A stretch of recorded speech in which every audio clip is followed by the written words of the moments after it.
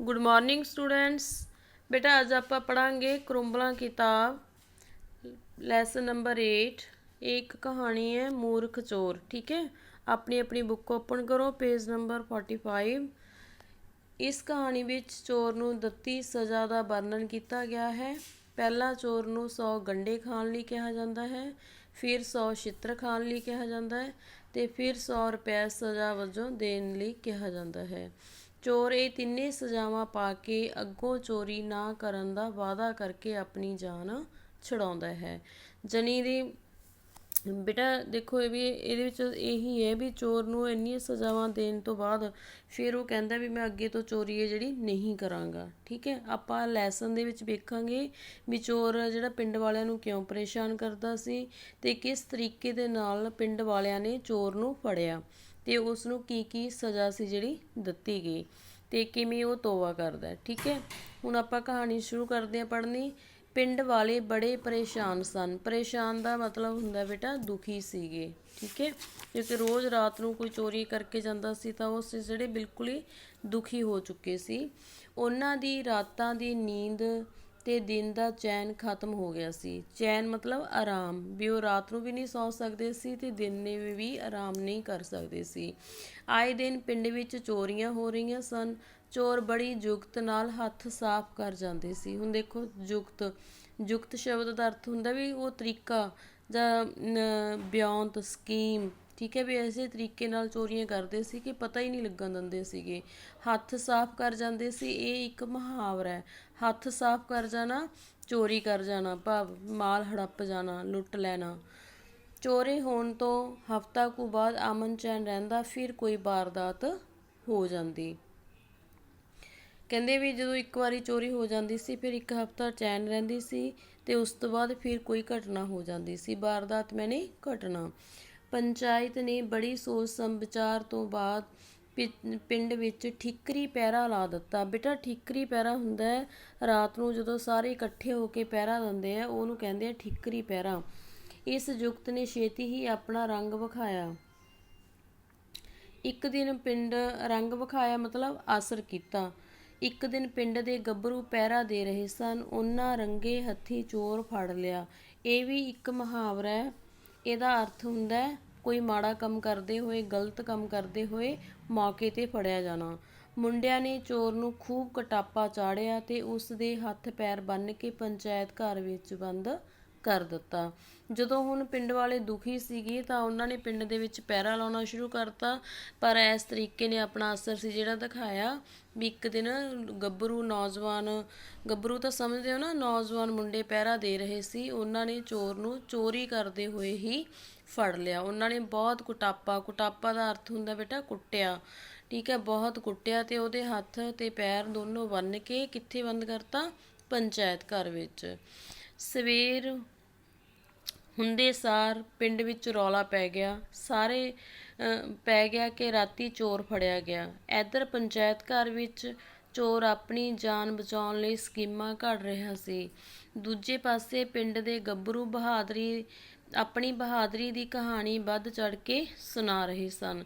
ਕੁਝ ਵੀ ਹੋਵੇ ਪਿੰਡ ਵਾਲਿਆਂ ਨੇ ਸੁੱਖ ਦਾ ਸਾਹ ਲਿਆ ਮਤਲਬ ਆਰਾਮ ਦਾ ਸਾਹ ਲਿਆ। ਠੀਕ ਹੈ, ਕਹਿੰਦੇ ਜਦੋਂ ਉਹਨਾਂ ਨੇ ਪੰਚਾਇਤ ਘਰ ਵਿੱਚ ਚੋਰ ਨੂੰ ਬੰਦ ਕਰ ਦਿੱਤਾ ਸੀ ਤਾਂ ਸਾਰੇ ਪਿੰਡ ਵਿੱਚ ਰੌਲਾ ਪੈ ਗਿਆ ਵੀ ਰਾਤ ਚੋਰ ਹੈ ਜਿਹੜਾ ਫੜਿਆ ਗਿਆ। ਤੇ ਦੂਸਰੇ ਪਾਸੇ ਚੋਰ ਨੂੰ ਆਪਣੀ ਜਾਨ ਬਚਾਉਣ ਦੇ ਲਈ ਤਰੀਕੇ ਸੋਚ ਰਿਹਾ ਸੀ ਵੀ ਮੈਂ ਕਿਵੇਂ ਇਹਨਾਂ ਪਿੰਡ ਵਾਲਿਆਂ ਤੋਂ ਆਪਣੀ ਜਾਨ ਹੈ ਜਿਹੜੀ ਛੁਡਾਵਾਂ। ਤੇ ਦੂਜੇ ਪਾਸੇ ਪਿੰਡ ਦੇ ਜਿਹੜੇ ਨੌਜਵਾਨ ਸੀ ਉਹ ਆਪਣੀ ਬਹਾਦਰੀ ਦੀ ਕਹਾਣੀ ਸੀ ਜਿਹੜੀ ਵੱਧ ਚੜ੍ਹ ਕੇ ਸੁਣਾ ਰਹੇ ਸੀਗੇ ਵੀ ਅਸੀਂ ਕਿਵੇਂ ਚੋਰ ਨੂੰ ਫੜਿਆ। ਤਾਂ ਸਾਰੇ ਪਿੰਡ ਵਾਲਿਆਂ ਨੇ ਚੈਨ ਦਾ ਸਾਹ ਸੀ ਜਿਹੜਾ ਲਿਆ।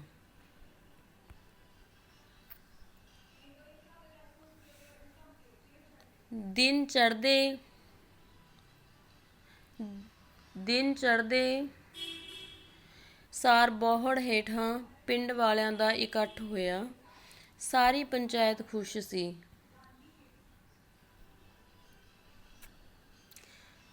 ਕਿ ਪਿੰਡ ਦੇ ਗੱਭਰੂ ਕਿਸੇ ਤੋਂ ਘੱਟ ਨਹੀਂ। ਪੰਚਾਇਤ ਹੋਈ, ਸਾਰੇ ਵਿਚਾਰ ਵਟਾਂਦਰਾ ਕਰਨ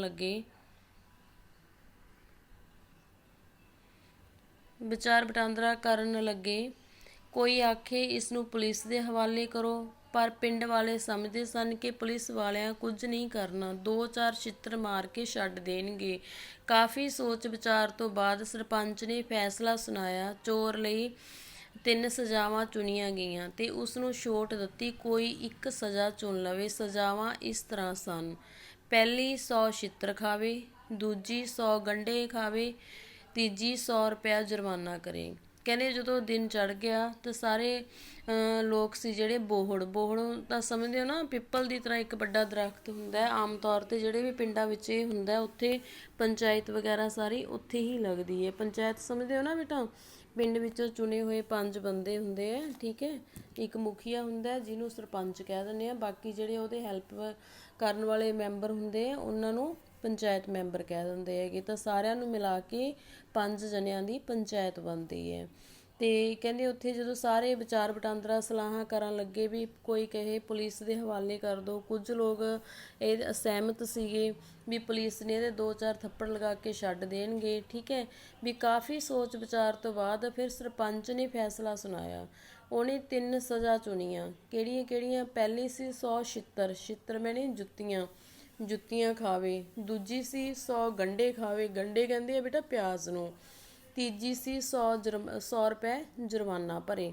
ਵੀ ਇਹਨਾਂ ਤਿੰਨਾਂ ਦੇ ਵਿੱਚੋਂ ਉਹ ਕੁਛ ਵੀ ਕਰੇ ਜੋ ਉਹਨੂੰ ਠੀਕ ਲੱਗਦਾ। ਸਜ਼ਾਵਾਂ ਸੁਣ ਕੇ ਚੋਰ ਦੀ ਜਾਨ ਵਿੱਚ ਜਾਨ ਆਈ। ਉਸ ਨੇ ਸੋਚਿਆ ਚਲੋ ਪੁਲਿਸ ਦੀ ਮਾਰ ਤੋਂ ਬਚੇ, ਹੱਥ ਜੋੜ ਕੇ ਖੜੋ ਗਿਆ। ਉਸਨੇ ਬੜੇ ਧਿਆਨ ਨਾਲ ਪਿੰਡ ਦੇ ਗੱਭਰੂਆਂ ਨੂੰ ਦੇਖਿਆ ਤੇ ਬੋਲਿਆ, ਸਰਪੰਚ ਸਾਹਿਬ, ਤੁਹਾਡੇ ਬੱਚੇ ਜੀਣ ਦਾ ਮਤਲਬ ਹੈ ਬੇਟਾ ਇੱਥੇ ਜਿਉਂਦੇ ਰਹਿਣ। ਤੁਸੀਂ ਮੈਨੂੰ ਪੁਲਿਸ ਦੀ ਮਾਰ ਤੋਂ ਬਚਾ ਲਿਆ।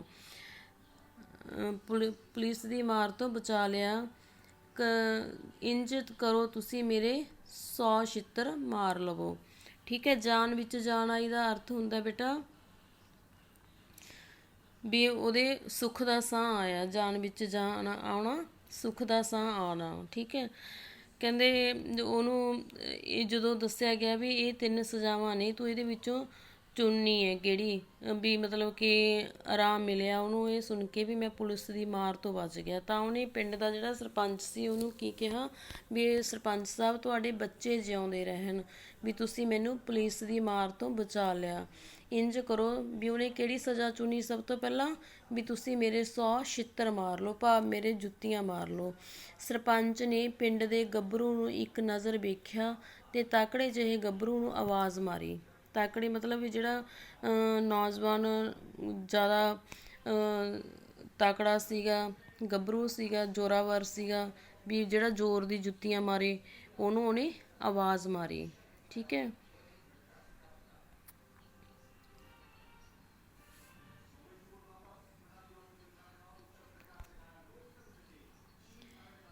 ਪੁੱਤ ਗੁਰਨਾਮ, ਆਪਣੀ ਜੁੱਤੀ ਲਾ ਕੇ 100 ਛਿੱਤਰ ਚੋਰ ਦੇ ਮਾਰ। ਸਰਪੰਚ ਦਾ ਹੁਕਮ ਮਿਲਦੇ ਸਾਰ ਗੁਰਨਾਮ ਨੇ ਜੁੱਤੀ ਲਾ ਲਈ। ਉਸਨੇ ਚੋਰ ਨੂੰ ਹੇਠਾਂ ਬਿਠਾ ਲਿਆ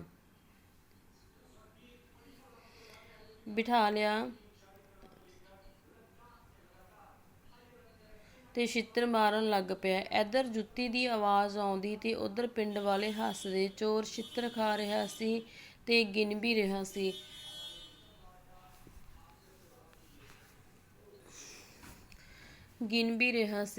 ਜਦੋਂ ਗਿਣਤੀ 60 ਤੋਂ ਟੱਪੀ ਤਾਂ ਚੋਰ ਚੀਕਾਂ ਮਾਰਨ ਲੱਗ ਪਿਆ, ਠੀਕ ਹੈ। ਤਾਂ ਸਰਪੰਚ ਨੇ ਕਿਹਨੂੰ ਬੁਲਾਇਆ? ਜਿਹੜਾ ਸਭ ਤੋਂ ਜ਼ਿਆਦਾ ਤਾਕਤਵਰ ਸੀ, ਜ਼ੋਰਾਵਰ ਸੀ, ਉਹਨੂੰ ਜੁੱਤੀਆਂ ਲਾਉਣ ਲਈ ਕਿਹਾ। ਤਾਂ ਉਹਨੇ ਆਵਾਜ਼ ਸੁਣਦੇ ਹੀ ਚੋਰ ਨੂੰ ਥੱਲੇ ਬਿਠਾ ਲਿਆ ਤੇ ਜੁੱਤੀ 'ਤੇ ਜੁੱਤੀ ਮਾਰਨੀ ਸ਼ੁਰੂ ਕਰ ਦਿੱਤੀ। ਉੱਧਰੋਂ ਚੋਰ ਦੇ ਜੁੱਤੀ ਵੱਜਦੀ ਤੇ ਸਾਰੇ ਪਿੰਡ ਵਾਲੇ ਹੱਸਦੇ। ਚੋਰ ਛਿੱਤਰ ਜੁੱਤੀਆਂ ਵੀ ਖਾ ਰਿਹਾ ਸੀ ਤੇ ਗਿਣ ਵੀ ਰਿਹਾ ਸੀ। ਜਦੋਂ ਤੱਕ 50-60 ਜੁੱਤੀਆਂ ਉਹਦੇ ਪਈਆਂ ਤਾਂ ਉਹ ਚੀਕਾਂ ਮਾਰਨ ਲੱਗ ਪਿਆ, ਕਿਉਂਕਿ ਦੇਖੋ ਬੇਟਾ ਇੰਨੀਆਂ ਜੁੱਤੀਆਂ, ਜ਼ੋਰ ਦੀ ਜੁੱਤੀਆਂ ਖਾਣੀਆਂ, ਕਿੰਨੀ ਕੁ ਖਾ ਸਕਦਾ? 100 ਜੁੱਤੀ ਤਾਂ ਬਹੁਤ ਜ਼ਿਆਦਾ ਹੋਊਗੀ ਨਾ। ਮਾਲਕੋ, ਮੈਂ ਹੋਰ ਛਿੱਤਰ ਨਹੀਂ ਖਾ ਸਕਦਾ, ਮੇਰੀ ਜਾਨ ਨਿਕਲ ਜਾਣੀ ਹੈ। ਸਰਪੰਚ ਸਾਹਿਬ, ਇੰਜ ਕਰੋ ਗੰਢੇ ਮੰਗਵਾਓ, ਮੈਂ ਗੰਢੇ ਖਾਵਾਂਗਾ। ਹੁਣ ਦੇਖੋ ਬੇਟਾ, ਪਹਿਲਾਂ ਉਹਨੇ 100 ਛਿੱਤਰ ਖਾਣ ਦੀ ਸਜ਼ਾ ਚੁਣੀ, ਛਿੱਤਰ ਨਹੀਂ ਖਾਧੇ ਗਏ। ਫਿਰ ਉਹਨੇ ਕਿਹਾ ਵੀ ਤੁਸੀਂ ਮੈਨੂੰ ਗੰਢੇ ਲਿਆ ਦਿਓ 100, ਮੈਂ ਆਪਣੇ ਗੰਢੇ ਖਾ ਲਵਾਂਗਾ, ਵੀ ਗੰਢਿਆਂ ਦੀ ਸਜ਼ਾ ਜਿਹੜੀ ਉਹ ਲਵਾਂਗਾ। ਜਿਵੇਂ ਤੇਰੀ ਮਰਜ਼ੀ। ਸਰਪੰਚ ਹੱਸਿਆ। ਉਸਨੇ ਇਸ਼ਾਰਾ ਕੀਤਾ ਤੇ 100 ਗੰਢੇ ਟੋਕਰੇ ਵਿੱਚ ਪਾ ਕੇ ਚੋਰ ਅੱਗੇ ਰੱਖ ਦਿੱਤੇ। ਚੋਰ ਤੋਂ ਪਹਿਲੀ ਸਜ਼ਾ ਪੂਰੀ ਨਾ ਹੋਈ, ਦੂਜੀ ਸਜ਼ਾ ਆਪ ਚੁਣੀ ਤੇ ਗੰਢੇ ਖਾਣ ਲੱਗ ਪਿਆ। ਚੋਰ ਬੜੀ ਆਸਾਨੀ ਨਾਲ 50 ਕੁ ਗੰਢੇ ਤਾਂ ਖਾ ਗਿਆ, ਪਰ ਹੁਣ ਉਹ ਅਜੀਬ ਜਿਹੀਆਂ ਆਵਾਜ਼ਾਂ ਕੱਢਣ ਲੱਗ ਪਿਆ ਤੇ ਅੱਖਾਂ ਵਿੱਚੋਂ ਪਾਣੀ ਦੀਆਂ ਧਾਰਾਂ ਨਿਕਲ ਰਹੀਆਂ ਸਨ। ਇਸ ਵਾਰ ਵੀ ਹੱਥ ਖੜੇ ਕਰ ਦਿੱਤੇ। ਠੀਕ ਹੈ, ਜਨੀ ਦੀ ਕੀ ਹੋਇਆ ਬੇਟਾ, ਜਦੋਂ ਉਹ ਤੋਂ ਜੁੱਤੀਆਂ ਨਾ ਖਾਧੀਆਂ ਗਈਆਂ ਤਾਂ ਉਸਨੇ ਕੀ ਕਿਹਾ ਵੀ ਮੈਂ ਹੋਰ ਜੁੱਤੀਆਂ ਨਹੀਂ ਖਾ ਸਕਦਾ, ਤਾਂ ਤੁਸੀਂ ਮੈਨੂੰ ਦੂਜੀ ਸਜ਼ਾ ਦਿਓ ਗੰਢੇ ਖਾਣ ਦੀ। ਠੀਕ ਹੈ, ਤਾਂ ਸਰਪੰਚ ਨੇ ਕੀ ਕੀਤਾ, ਇੱਕ ਪਿਆਜ਼ ਸੀ, ਜਿਹੜੇ ਗੰਢੇ ਕਹਿੰਦੇ ਆ ਪਿਆਜ਼ ਨੂੰ, 100 ਪਿਆਜ਼ ਸੀ ਜਿਹੜੇ ਉਹਦੇ ਲਈ ਮੰਗਵਾ ਦਿੱਤੇ ਵੀ ਚਲ ਤੂੰ ਇਹ ਖਾ ਲੈ। 50 ਕੁ ਗੰਢੇ ਤਾਂ ਉਹ ਆਰਾਮ ਨਾਲ ਖਾ ਗਿਆ। ਉਸ ਤੋਂ ਬਾਅਦ ਉਹਦੇ ਮੂੰਹ 'ਚੋਂ ਹੋਰ ਤਰ੍ਹਾਂ ਦੀਆਂ ਆਵਾਜ਼ਾਂ ਨਿਕਲਣ ਲੱਗੀਆਂ ਤੇ ਅੱਖਾਂ ਵਿੱਚੋਂ, ਕਿਉਂ ਪਿਆਜ਼ ਕੌੜੇ ਸੀਗੇ, ਅੱਖਾਂ ਵਿੱਚੋਂ ਪਾਣੀ ਨਿਕਲਣ ਲੱਗ ਪਿਆ। ਉਸਨੇ ਇਸ ਸਜ਼ਾ ਤੋਂ ਵੀ ਹੱਥ ਖੜੇ ਕਰ ਦਿੱਤੇ। ਹੱਥ ਖੜੇ ਕਰ ਦਿੱਤੇ ਮਤਲਬ ਕਿ ਤੋਬਾ ਕਰ ਦਿੱਤੀ, ਹਾਰ ਮੰਨ ਲਈ ਵੀ ਮੈਥੋਂ ਪਿਆਜ਼ ਵੀ ਨਹੀਂ ਖਾਧੇ ਜਾਂਦੇ। ਮਾਲਕੋ, ਤੁਹਾਡੇ ਪਿੰਡ ਦੇ ਗੰਢੇ ਬਹੁਤ ਕੌੜੇ ਨੇ। ਮੇਰੀ ਤਾਂ ਜੀਭ ਸੜ ਗਈ। ਮੇਰੀ ਤੋਬਾ, ਮੇਰੇ ਪਿਓ ਦੀ ਤੋਬਾ। ਚੋਰ ਤਰਲੇ ਕਰ ਰਿਹਾ ਸੀ। ਪਿੰਡ ਵਾਲੇ ਹੱਸ ਦੂਰੇ ਹੋ ਰਹੇ ਸੀਗੇ। ਹੱਸ ਦੂਰੇ ਹੋ ਰਹੇ ਸੀਗੇ ਭਾਵ ਬਹੁਤ ਜ਼ਿਆਦਾ ਹੱਸ ਰਹੇ ਸੀ। ਤਾਂ ਉਹਨੇ ਕਿਹਾ ਵੀ ਤੁਹਾਡੇ ਪਿਆਜ਼ ਆ ਜਿਹੜੇ ਉਹ ਇੰਨੇ ਕੌੜੇ ਹੈ ਕਿ ਮੇਰੀ ਜੀਭ ਸੜ ਗਈ। ਮੇਰੀ ਤਾਂ ਤੋਬਾ ਹੈ, ਵੀ ਮੇਰੀ ਵੀ ਤੋਬਾ ਹੈ, ਮੇਰੇ ਪਿਓ ਦੀ ਵੀ ਤੋਬਾ ਹੈ, ਵੀ ਮੈਂ ਉਹ ਤਰਲੇ ਕਰ ਰਿਹਾ ਸੀ, ਮਤਲਬ ਕਿ ਹਾੜੇ ਕੱਢ ਰਿਹਾ ਸੀਗਾ, ਮਿੰਨਤਾਂ ਕਰ ਰਿਹਾ ਸੀਗਾ। ਤਾਂ ਪਿੰਡ ਵਾਲੇ ਸੀ ਜਿਹੜੇ ਉਹਦੀ ਹਾਲਤ ਵੇਖ ਕੇ ਹੱਸ ਰਹੇ ਸੀਗੇ, ਜ਼ੋਰ ਦੀ ਹੱਸ ਰਹੇ ਸੀ। ਤੇਰੀ ਮਰਜ਼ੀ, ਤੇਰਾ ਫੈਸਲਾ ਸੀ, ਤੂੰ ਆਪ ਸਜ਼ਾ ਚੁਣੀ ਸੀ, ਹੁਣ ਕੀ ਵਿਚਾਰ ਹੈ? ਸਰਪੰਚ ਹੱਸਦਾ ਹੋਇਆ ਬੋਲਿਆ। ਹੁਣ ਸਰਪੰਚ ਨੇ ਕਿਹਾ ਵੀ ਅਸੀਂ ਤਾਂ ਤੈਨੂੰ 3 ਸਜ਼ਾ ਦੱਸਤੀਆਂ ਸੀ, ਵੀ ਚਾਹੇ ਛਿੱਤਰ ਖਾ ਲੈ, ਚਾਹੇ ਪਿਆਜ਼ ਖਾ ਲੈ, ਚਾਹੇ 100 ਰੁਪਇਆ ਦੇ ਦੇ, ਵੀ ਤੇਰੀ ਆਪਣੀ ਹੀ ਇੱਛਾ ਸੀ, ਆਪੇ ਹੀ ਤੂੰ ਸਜ਼ਾ ਚੁਣੀ ਸੀ। ਪਹਿਲਾਂ ਜੁੱਤੀਆਂ ਖਾਣ ਦੀ ਚੁਣੀ, ਉਹ ਨਹੀਂ ਤੇਥੋਂ ਖਾਧੀਆਂ ਗਈਆਂ, ਫਿਰ ਪਿਆਜ਼ ਖਾਣ ਦੀ ਚੁਣੀ, ਹੁਣ ਤੇਥੋਂ ਪਿਆਜ਼ ਨਹੀਂ ਖਾਧੇ ਜਾ ਰਹੇ, ਵੀ ਹੁਣ ਤੂੰ ਆਪ ਹੀ ਦੱਸ ਦੇ ਵੀ ਕੀ ਕੀਤਾ ਜਾਵੇ। ਫੈਸਲਾ ਕਾਹਦਾ? ਫੈਸਲਾ ਕਾਹਦਾ? ਸਰਪੰਚ ਸਾਹਿਬ ਤੁਸੀਂ ਬੜੇ ਚਲਾਕ ਨਿਕਲੇ। 100 ਰੁਪਈਆ ਫੜੋ ਤੇ ਮੇਰੀ ਜਾਨ ਛੱਡੋ। ਚੋਰ ਨੇ ਜੇਬ ਵਿੱਚੋਂ 100 ਦਾ ਨੋਟ ਕੱਢਿਆ। ਹੁਣ ਸਾਡੇ ਪਿੰਡ ਚੋਰੀ ਕਰਨ ਕਦੀ ਆਵੇਂਗਾ? ਮੈਂ ਕੀ, ਮੇਰੀਆਂ 7 ਪੀੜ੍ਹੀਆਂ ਤੁਹਾਡੇ ਪਿੰਡ ਵੱਲ ਮੂੰਹ ਨਹੀਂ ਕਰਨਗੀਆਂ। ਹੁਣ ਬੇਟਾ ਦੇਖੋ, ਪਿੰਡ ਵੱਲ ਮੂੰਹ ਨਹੀਂ ਕਰਨਗੀਆਂ, ਇਹਦਾ ਅਰਥ ਹੁੰਦਾ ਹੈ ਬੇਟਾ ਵੀ ਪਿੰਡ ਦੇ ਵਿੱਚ ਨਹੀਂ ਆਉਣਗੀਆਂ। ਕੰਨਾਂ ਨੂੰ ਹੱਥ ਲਾਇਆ, ਕੰਨਾਂ ਨੂੰ ਹੱਥ ਲਾਉਣਾ ਮਤਲਬ ਕਿ ਤੋਬਾ ਕਰਨੀ। ਠੀਕ ਹੈ, ਚੋਰ ਆਪਣੇ ਕੱਪੜੇ ਝਾੜ ਰਿਹਾ ਸੀ। ਸਰਪੰਚ ਨੇ ਜੁਰਮਾਨੇ ਵਾਲੀ ਪਰਚੀ ਉਸਨੂੰ ਫੜਾ ਦਿੱਤੀ। ਸਰਪੰਚ ਸਾਹਿਬ, 100 ਛਿੱਤਰਾਂ ਤੇ 100 ਗੰਢਿਆਂ ਦੀ ਪਰਚੀ ਵੀ ਬਣਾ ਦਿਓ, ਕੋਈ ਉੱਚੀ ਆਵਾਜ਼ ਵਿੱਚ ਬੋਲਿਆ। ਚਾਰੇ ਪਾਸੇ ਹਾਸਾ ਫੈਲ ਗਿਆ। ਠੀਕ ਹੈ ਬੇਟਾ, ਕੀ ਹੋਇਆ ਵੀ ਫਿਰ ਉਹਨੇ ਕਿਹਾ ਵੀ ਸਰਪੰਚ ਸਾਹਿਬ ਤੁਸੀਂ ਤਾਂ ਬੜੇ ਚਲਾਕ ਨਿਕਲੇ, ਵੀ ਨਾਲੇ ਮੇਰੇ ਜੁੱਤੀਆਂ ਵੀ ਮਾਰ ਲਈਆਂ, ਮੈਨੂੰ ਪਿਆਜ਼ ਵੀ ਖਵਾ ਲਏ, ਤੇ ਉਹ ਆਹ ਲਓ ਫੜੋ 100 ਰੁਪਇਆ। ਵੀ ਮੈਂ, ਉਹ ਕਹਿੰਦੇ ਚਲੋ ਤੂੰ ਜੁਰਮਾਨਾ ਤਾਂ ਦੇ ਦਿੱਤਾ, ਤੇ ਹੁਣ ਸਾਡੇ ਪਿੰਡ ਵਿੱਚ ਚੋਰੀ ਕਰਨ ਕਦੋਂ ਆਏਗਾ? ਤਾਂ ਉਹਨੇ ਕੰਨ ਫੜ ਕੇ ਤੋਬਾ ਕੀਤੀ ਵੀ ਮੈਂ ਤਾਂ ਕੀ, ਮੇਰੀਆਂ ਤਾਂ ਕਈ ਪੀੜ੍ਹੀਆਂ ਵੀ ਤੁਹਾਡੇ ਪਿੰਡ ਵੱਲ ਵੇਖਣਗੀਆਂ ਨਹੀਂ। ਠੀਕ ਹੈ, ਤਾਂ ਸਰਪੰਚ ਸਾਹਿਬ ਨੇ ਉਹਨੂੰ ਜੁਰਮਾਨੇ ਦੀ ਪਰਚੀ ਫੜਾ ਦਿੱਤੀ। ਕਿਸੇ ਨੇ ਮਜ਼ਾਕ ਵਿੱਚ ਕਿਹਾ ਵੀ ਇਹਨੂੰ 100 ਛਿੱਤਰਾਂ ਵਾਲੀ ਤੇ ਗੰਢਿਆਂ ਵਾਲੀ ਪਰਚੀ ਵੀ ਬਣਾ ਕੇ ਦੇ ਦਿਓ। ਤਾਂ ਸਾਰੇ ਪਾਸੇ ਸੀ ਜਿਹੜੇ ਹਾਸੀ ਮਜ਼ਾਕ ਸੀ ਜਿਹੜਾ ਹੋਣ ਲੱਗ ਪਿਆ। ਠੀਕ ਹੈ ਬੇਟਾ, ਆਪਾਂ ਨਾਲ ਵੈਸੇ ਸ਼ਬਦਾਂ ਦੇ ਅਰਥ ਕਰ ਲਏ। ਇੱਥੇ ਕੁਝ ਔਖੇ ਸ਼ਬਦਾਂ ਦੇ ਅਰਥ ਦਿੱਤੇ ਹੋਏ ਆ, ਜਿੱਦਾਂ ਚੈਨ ਮੈਨੇ ਹੁੰਦਾ ਬੇਟਾ ਆਰਾਮ, ਵਾਰਦਾਤ ਮੈਨੇ ਘਟਨਾ, ਛਿੱਤਰ ਮੈਨੇ ਜੁੱਤੀਆਂ, ਜੁਗਤ ਮੈਨੇ ਬਿਉਂਤ ਸਕੀਮ, ਠੀਕਰੀ ਪਹਿਰਾ ਰਾਤ ਨੂੰ ਇਕੱਠੇ ਹੋ ਕੇ ਪਹਿਰਾ ਦੇਣਾ। ਸੋ ਇਹ ਸੀ ਬੇਟਾ ਤੁਹਾਡੀ ਕਹਾਣੀ ਜੋ ਅਵਤਾਰ ਸਿੰਘ ਸੰਧੂ ਦੀ ਲਿਖੀ ਹੋਈ ਸੀਗੀ। ਉਮੀਦ ਹੈ ਤੁਹਾਨੂੰ ਸਮਝ ਆ ਗਈ ਹੋਵੇਗੀ ਤੇ ਇਹ ਤੋਂ ਤੁਸੀਂ ਸਿੱਖਿਆ ਵੀ ਲੈ ਲਈ ਹੋਵੇਗੀ ਵੀ ਸਾਨੂੰ ਚੋਰੀ ਹੈ ਜਿਹੜੀ ਨਹੀਂ ਕਰਨੀ ਚਾਹੀਦੀ। ਠੀਕ ਹੈ ਬੇਟਾ, ਓਕੇ।